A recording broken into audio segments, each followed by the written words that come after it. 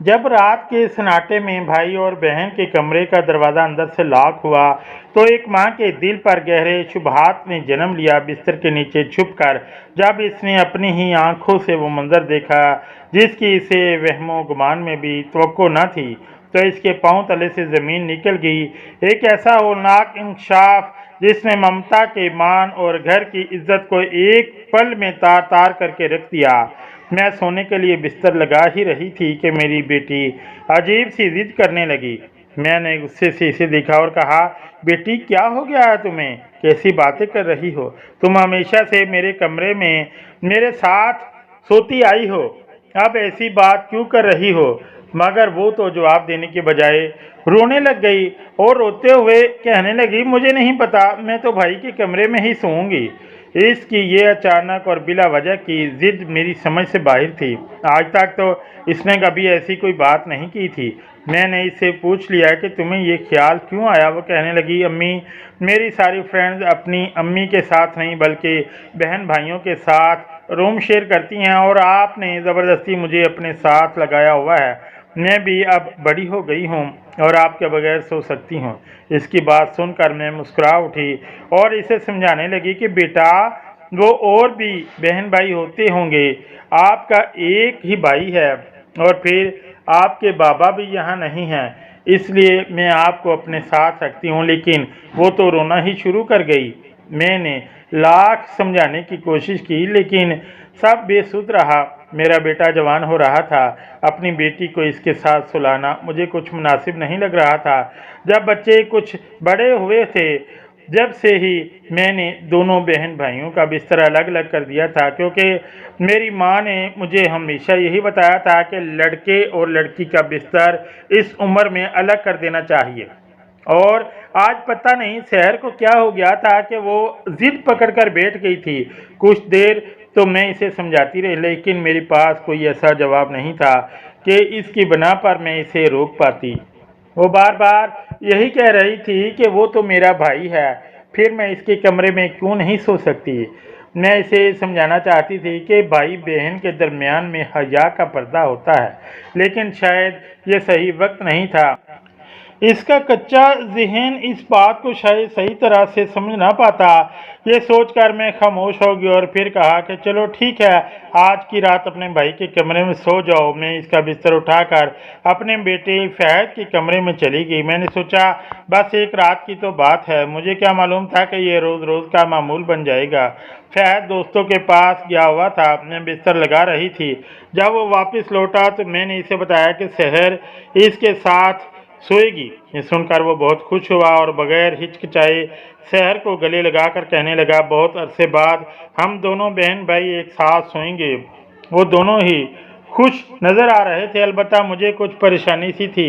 ऐसा नहीं था कि मुझे अपने बच्चों पर एतबार नहीं था, लेकिन मेरा ताल्लुक जिस घराने से था वहाँ छोटी छोटी बातों पर बहुत ज़्यादा ध्यान दिया जाता था, खासकर बच्चों की तरबियत पर। वो दोनों बिस्तर पर लेटकर बातें करने लगी और मैं अपने कमरे में चली आई। मेरे शौहर दुबई में नौकरी करते थे और यहाँ मैं दोनों बच्चों के साथ अकेले ही रहती थी। हमारा एक छोटा सा घर था लेकिन खुशहाल जिंदगी थी। हर 2 साल बाद मेरे शौहर छुट्टियों पर वापस आया करते थे। इनका कहना था कि जब बच्चों का मुस्तकबिल संवर जाएगा तो फिर वो हमेशा के लिए वापस आ जाएंगे। मैं अपने कमरे में आकर इन्हें फ़ोन कर बैठी थी।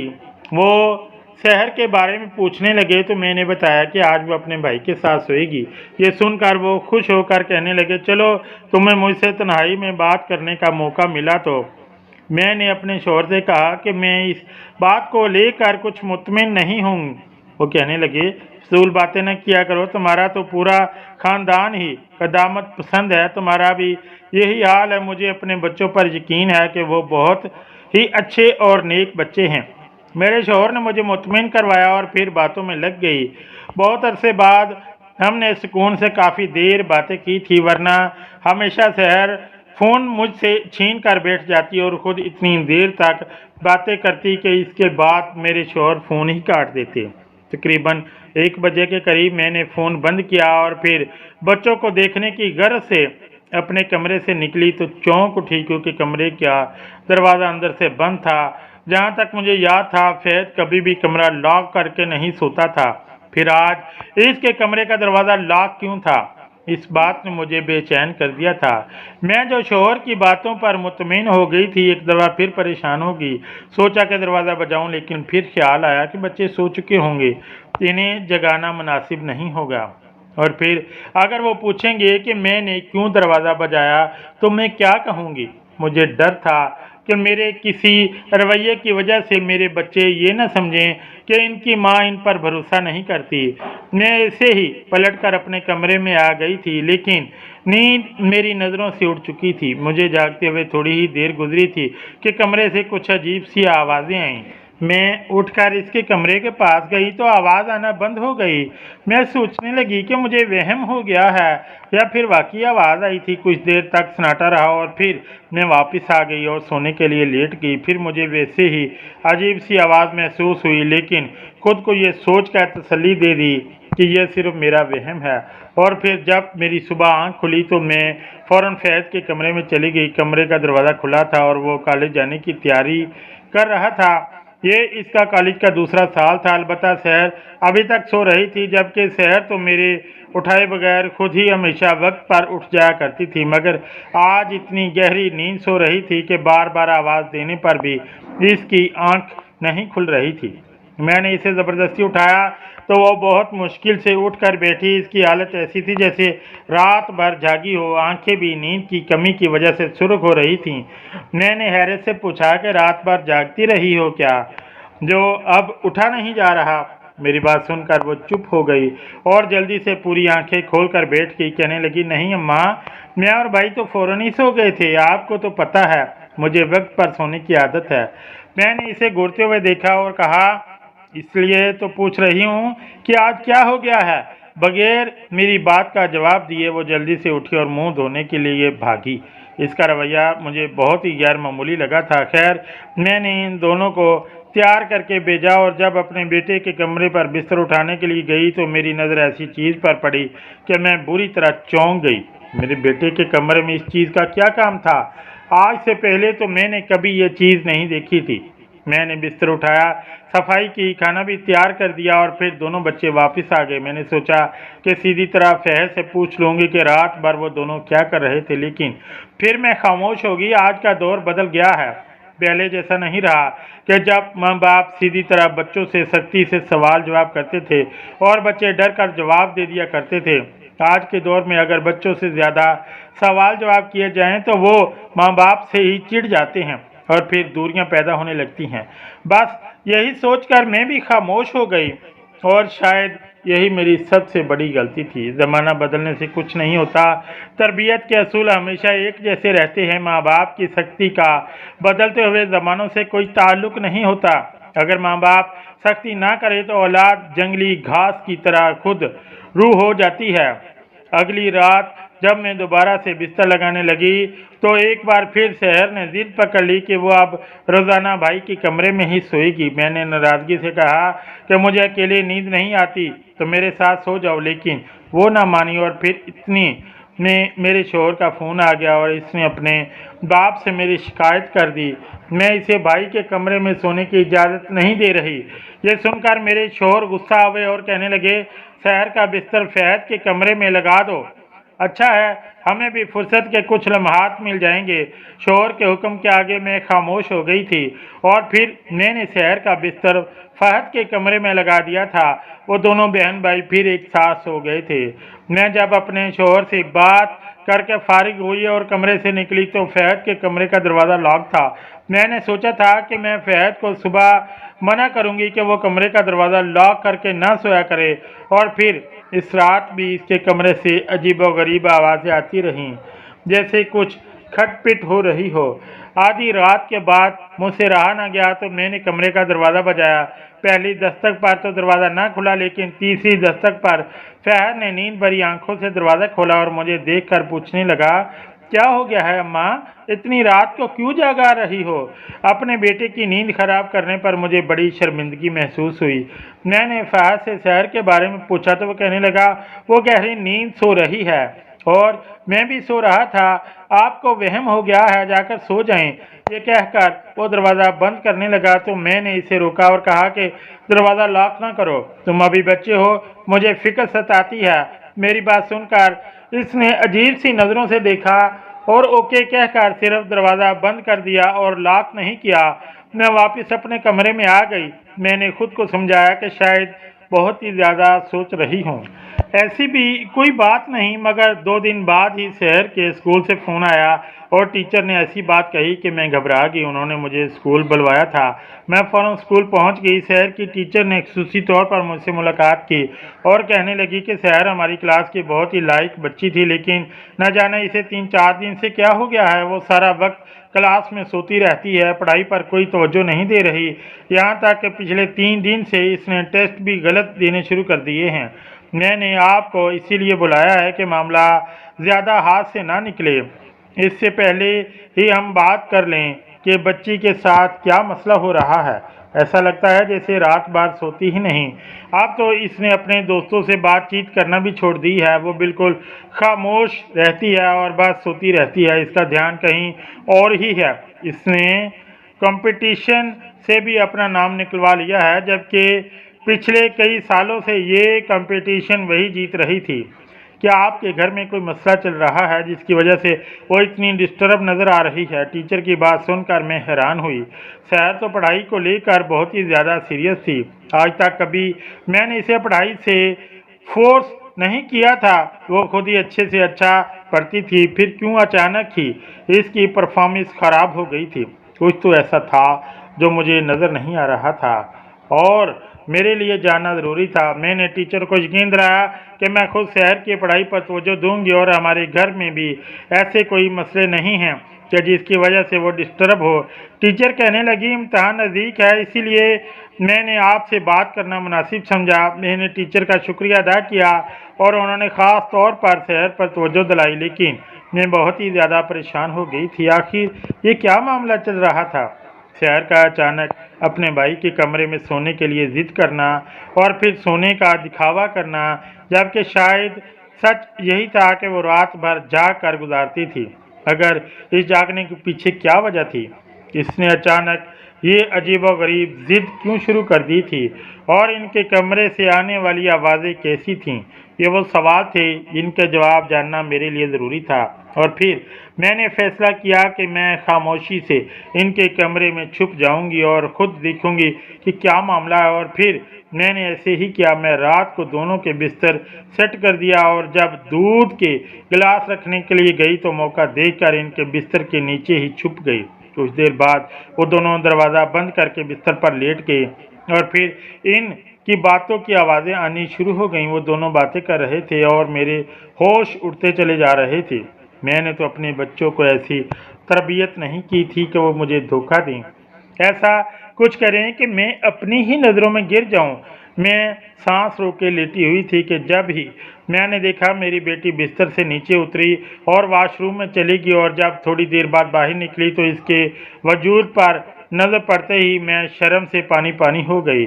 मेरे बेटा भी बिस्तर से उतरा और अपनी बहन के हाथों में हाथ डालकर इसने अजीब तरह की हरकतें शुरू कर दी। मुझे लगा था कि मैं अपने बच्चों की तरबियत ही नहीं कर पाई, मैं इन्हें सही और गलत में नहीं समझा पाई, तो फिर मेरे माँ होने का क्या फ़ायदा? मेरी आंखों में आंसू आ रहे थे। कुछ देर में ये तमाशा देखती रही, फिर मेरे सब्र के हद पार हो गई और मैं बिस्तर के नीचे से निकल कर इन दोनों के सामने खड़ी हो गई। मुझे देखकर वो दोनों हक्का बक्का हो गए और शर्म से सर झुका लिया। मैंने गुस्से में शहर से पूछा कि ये सब क्या है और ये तुमने किस तरह का लिबास पहन रखा है? भाई के सामने इस लिबास में आते तुम्हें शर्म नहीं आई? मेरी बात सुनकर वो कहने लगी, आप तो बहुत ही कदामत पसंदान बातें करती हैं। मैंने ऐसा भी कोई बुरा लिबास नहीं पहना। मैंने हैरत से सर से पाँव तक इसे देखा। वो छोटे से स्कर्ट और टॉप में मेरे सामने खड़ी थी और कह रही थी कि इसने कोई बुरा लिबास नहीं पहना। मैंने बेटे को घूर कर देखा और कहा, तुम बड़े हो, तुम्हें क्या हो गया है? क्या तुम्हें नहीं मालूम कि ये सब गलत है जो तुम दोनों कर रहे हो? तुम्हारी इन हरकतों की वजह से मुझ पर क्या गुजरी है कुछ अंदाज़ा है? तुम दोनों को कि पढ़ाई भी मुतासिर हो चुकी है। मैंने सोचा भी नहीं था कि तुम लोग मेरी दी हुई आज़ादी का इतना गलत फ़ायदा उठाओगे। और शहर के पास ये लिबास कहाँ से आया? मेरे पास पूछने को इतने सवाल थे कि समझ नहीं आ रहा था कि पहले क्या पूछूं तो और किस बात पर गुस्सा करूं। बच्चों को बुरा कहूं या अपनी तरबियत की कमी पर सर पीटूं। फहद ने सर झुकाकर कहा कि अम्मा, आजकल ये सब कुछ आम है, मगर आपने हम पर इतनी पाबंदियां लगा दी हैं कि हम खुलकर सांस भी नहीं ले सकते। अगर मेरे पास मोबाइल फ़ोन ना होता तो शायद हमें तो दुनिया के बारे में कुछ पता ही ना होता और हम कुएं के मेंढक बनकर रह जाते। जब एक दिन आप बाजार गई थीं, इसी दिन मैंने शहर को अपने मोबाइल फ़ोन पर कुछ वीडियोस दिखाई थीं, जिन्हें देखने के बाद शहर को भी शौक हुआ कि हम दोनों भी यही करते हैं। और फिर जब हमने ये शुरू किया तो हमें मज़ा आने लगा और फिर आहिस्ता आहिस्ता इतना मज़ा आया कि हम दोनों अब सारी रात यही करते हैं। लोग तो इसी काम से इतना पैसा कमा रहे हैं कि पढ़ाई लिखाई की ज़रूरत भी नहीं है। पता नहीं क्यों आप हम दोनों पर हर वक्त पढ़ाई का इतना प्रेशर डालती हैं। फहद की बात सुनकर मैं हक्का बक्का रह गई और इससे पूछा कि आखिर तुम्हें ये सारी पट्टियाँ किसने पढ़ाई हैं? पढ़ाई कितनी ज़रूरी है, क्या तुम्हें मालूम नहीं?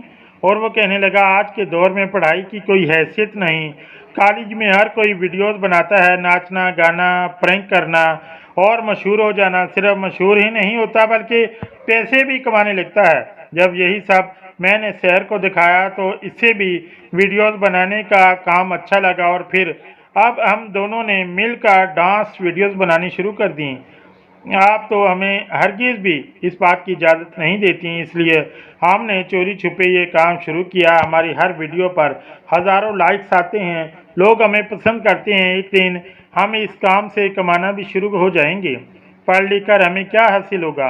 फैज़ ने अपना फ़ोन खोल कर मुझे दिखाया तो मैं शर्म से ज़मीन पर ही गिर गई। मेरे बेटी ने तो बेहयाई की हर हद को पार कर दिया था। वो दोनों हर वीडियो में एक दूसरे का हाथ पकड़कर रक्स करने में मसरूफ़ थे और लोग कमेंट्स में न जाने क्या कुछ लिख रहे थे। मेरे घर की इज्जत मोबाइल फ़ोन की जिन बन गई थी और मुझे पता भी नहीं था। मैंने एक ज़ोरदार थप्पड़ फहद के मुंह पर मारा और इससे कहा कि ये हरकत करने से पहले कम से कम एक दफ़ा मुझे बताते तो सही, फिर मैं तुम्हें बताती कि क्या सही है और क्या गलत। क्या इस तरह पैसा कमाना ठीक है? तुम क्या कर रहे हो? अपनी बहन की इज्जत को सरेआम बाजार में हज़ारों लोगों के आगे पेश कर रहे हो।